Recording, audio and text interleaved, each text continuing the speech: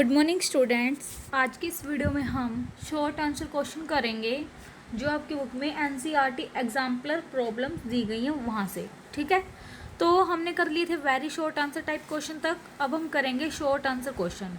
सबसे पहले दिए गए फिल इन द ब्लैंक्स। ठीक है, from the list of words given below. यहाँ पे कुछ वर्ड्स दिए गए हैं और नीचे कुछ स्टेटमेंट दी गई है, उन्हें हमें क्या करना है, फिल करना है। ठीक है, जो ब्लैंक्स है।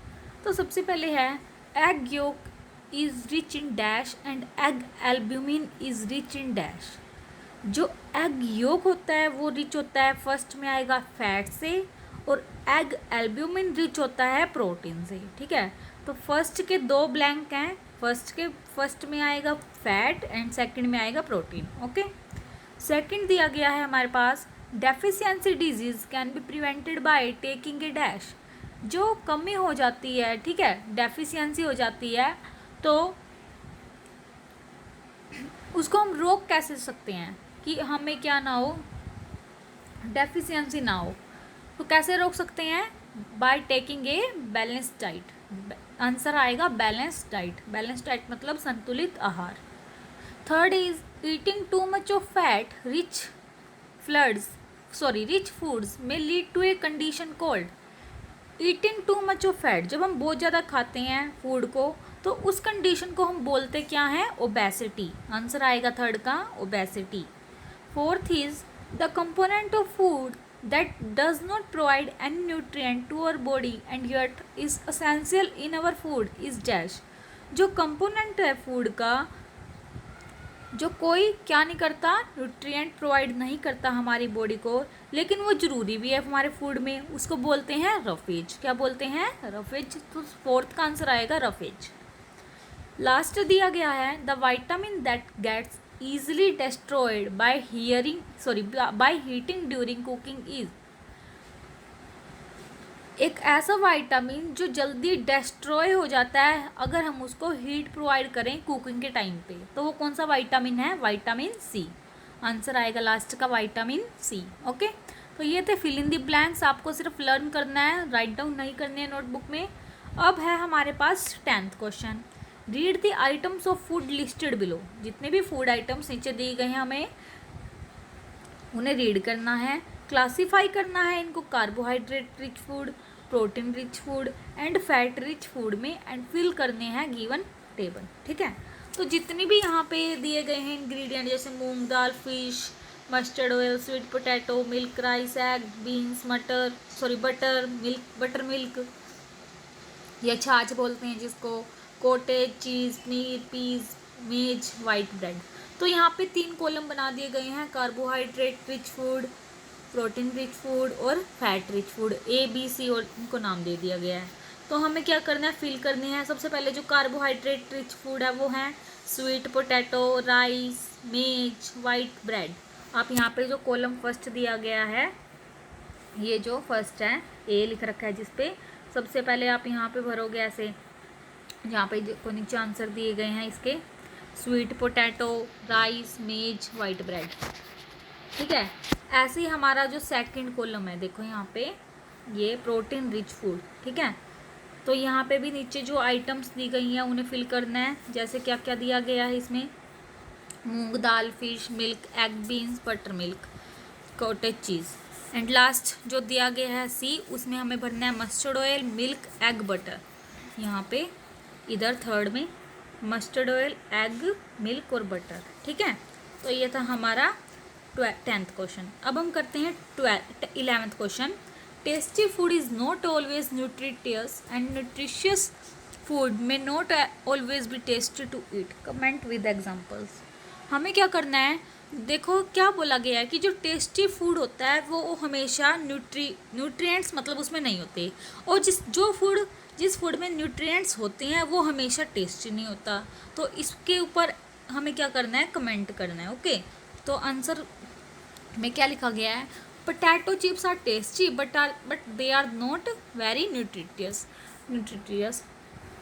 पोटैटो चिप्स क्या होते हैं? बहुत ही टेस्टी होते हैं, बट वो क्या नहीं होते? न्यूट्रिशन से भरपूर नहीं होते, ठीक है। ऐसे ही जो बॉइल्ड वेजिटेबल्स हैं, जो बुली हुई सब्जियां हैं, वो क्या होती हैं, वेरी न्यूट्रिटियस, उनके अंदर क्या होते हैं, न्यूट्रिएंट्स होते हैं, but they may not be tasty, लेकिन वो टेस्टी नहीं होती, ठीक है। तो हमने बता दिया एग्जाम्पल देके इसको। आगे दिया गया है 12th question, while using iodine in the laboratory some drops of iodine fell on Paheli socks and some fell on her teacher sari. The drop of iodine on the sari turned blue-black while their color did not change on the socks. What can be the possible reason? क्या बोला गया है, जब iodine कर रहे थे use laboratory, मतलब lab में जब क्या किया जा रहा था, आयोडीन को यूज़ किया जा रहा था, तो कुछ ड्रॉप्स हैं आयोडीन की, मान लो आपकी क्लास में कोई बच्चा है, ठीक है, कोई भी नाम यहाँ पे पहेली दिया गया है जैसे, तो मान लो आपके क्लास के किसी बच्चे के ऊपर उसकी सॉक्स हैं, जो वहाँ पे क्या गिर जाता है, आयोडीन की ड्रॉप्स कुछ गिर जाती हैं, और कुछ ड्रॉप्स जो आपकी टीचर है उसकी साड़ी पे गिर जाती है, ठीक है। तो ड्रॉप्स हैं जो आयोडीन की, जो साड़ी पे गिरी हैं, वो कैसे हो जाती हैं, ब्लू से ब्लैक कलर में चेंज, ब्लू ब्लैक चेंज हो जाती हैं, ठीक है, ब्लू ब्लैक कलर हो जाता है उनका, लेकिन जो सॉक्स पे गिरी हैं उनका कलर चेंज नहीं होता। तो इसका रीज़न क्या है, ठीक है। आंसर दिया गया है, the sari of Paheli's teacher might have been starch. जो साड़ी पे गिरा है आयोडीन की ड्रॉप्स, वो क्या है, वो उसके अंदर क्या था, स्टार्च, और स्टार्च का जो कलर है वो टर्न हो गया था ब्लू ब्लैक। आयोडीन सॉल्यूशन में जो स्टार्च का कलर है वो कैसे हो गया, जब साड़ी पे गिरा वो ब्लू ब्लैक हो गया। पहली socks did not have starch on them, जो पहली की सॉक्स थी उसमें क्या नहीं था, स्टार्च नहीं था, इसीलिए उसने कोई कलर या फिर कोई चेंज शो नहीं किया। ओके, आगे दिए गए हैं हमें 13th क्वेश्चन।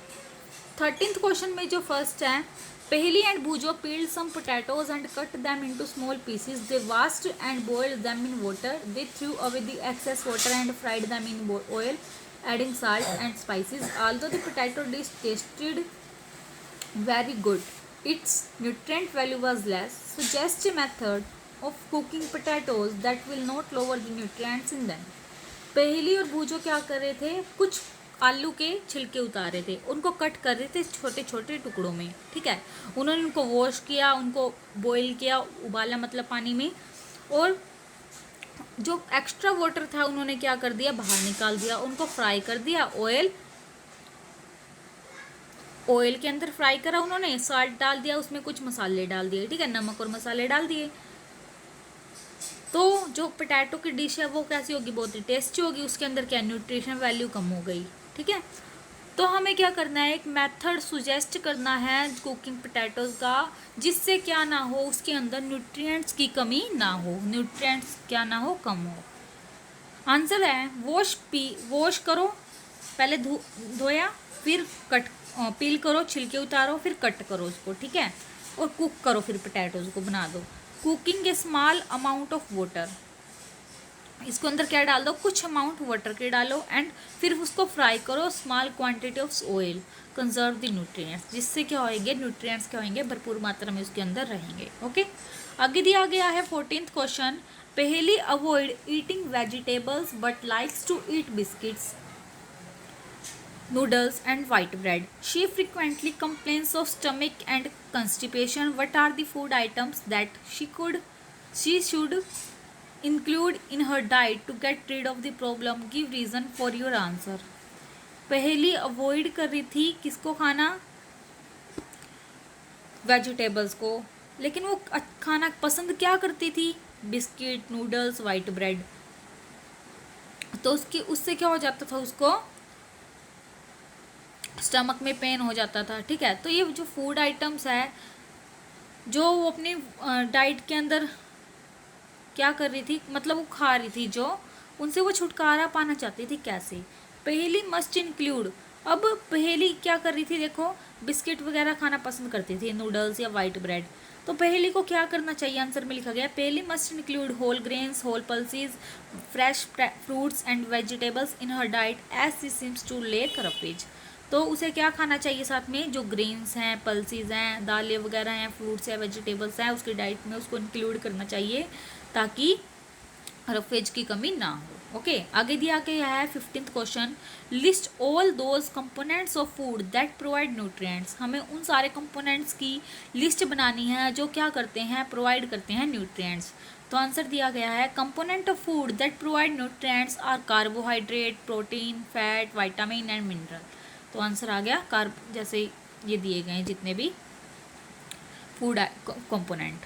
आगे है बी, 15th का बी पार्ट है जो question, mention two components of food that do not provide nutrients. हमें क्या करना है, फूड के दो ऐसे कंपोनेंट बताने हैं जो प्रोवाइड नहीं करते न्यूट्रिएंट्स। तो आंसर आप लिख सकते हो वाटर एंड रफेज या फिर डाइटरी फाइबर। ठीक है, रफेज को डाइटरी फाइबर्स भी बोलते हैं। तो आप आंसर लिखोगे वाटर एंड रफेज। इतना ज़्यादा लिख रखा है, लिखने की ज़रूरत नहीं है। आगे 16th क्वेश्चन दिया गया है, minerals and vitamins are needed in very small quantities by our body as compare to other components, yet there are an important part of a balanced diet. Explain this statement. Minerals और vitamins क्या हैं, बहुत need होते हैं, ज़रूरत होती है in small quantity में, थोड़ी क्वांटिटी में हमारी बॉडी को, अगर हम दूसरे कंपोनेंट से कंपेयर करें।